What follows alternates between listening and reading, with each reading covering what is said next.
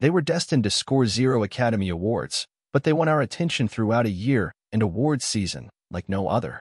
Ahead of the 96th Oscar ceremony on March 10th, Entertainment Weekly is breaking down the year's best movies, performances, and directorial achievements that were nominated for nothing.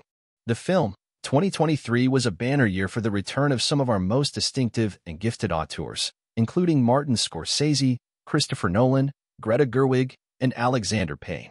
It also brought us the highly anticipated sophomore feature of Emerald Fennell. In 2021, Fennell, who audiences then knew best as Camilla on The Crown, swept in and won a screenwriting Oscar with her audacious debut, Promising Young Woman. Following that debut triumph, audiences waited to see what provocative project Fennell would take on next.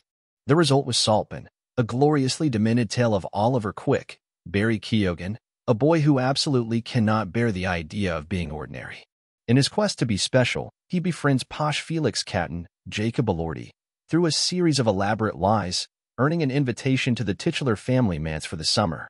But once there, Oliver will stop at nothing to enmesh himself in the world of the British elite as he lusts after the wealth and status of the Catton family. The film is bursting with brilliant performances, but the two who earned the most awards buzz were Keoghan's slippery central live-wire act and Rosamund Pike's delightfully obtuse, narcissistic Catton matriarch, Elspeth. Many assumed that, if nothing else, Fennell might sneak into the Best Original Screenplay category again.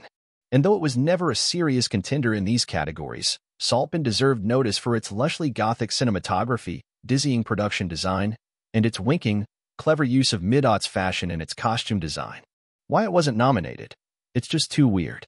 Saltburn reigns supreme as the most polarizing film of the year, with some, including EW, hailing it as a perverse psychosexual thriller and others deriding its outre storytelling. To some degree, the film fell victim to being misunderstood. Much of the discourse surrounding Saltburn involved the ways it failed as a class critique, in part due to the inherent likability of the Catton family. But Fennell, herself a member of the British upper crust, wasn't making a movie about class. She was making a movie about obsession and desire underpinned by the trappings of British country house dramas. Her commitment to the film's eroticism and go-for-broke attitude distracted some from what the movie was really trying to say. But let's be honest, Saltburn never had a chance with the historically more conservative and older voting body that is the Academy. From scenes of Oliver licking up Felix's dirty bathtub water, bodily fluids and all, to the "I'm a vampire" moment to impassioned grave FING to Keoghan's uninhibited final dance. Saltburn is bursting with scenes that tread the line between gothic camp and shock value. Viewers are either all in on Fennell's vision or turned off by its excesses, an admirable no-holds-barred approach to filmmaking, but not one that makes for the more staid projects the Academy tends to favor.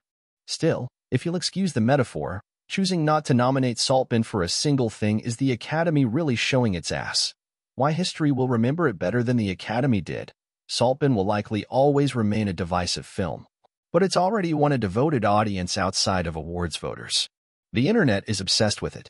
According to Deadline, Saltburn-themed videos garnered over 4 billion views on TikTok, and the movie spawned plenty of memes related to its use of Sophie Ellis-Bextor's catchy "Murder on the Dance Floor," which also catapulted to #1 on Spotify's viral US singles chart. Saltburn performed decently in theaters, opening to one of the best per-theater averages of the year for a limited release. But it really found its audience on streaming, securing the highest week-over-week growth for any film on Prime Video in 2023, with its viewership growing by 4 times over its first few weeks on the platform. Keoghan might not have an Oscar nomination for his work, but his unhinged portrayal of Oliver has won over viewers who can't get enough of the sense of gleeful abandon he brings to the role, or his naked dancing.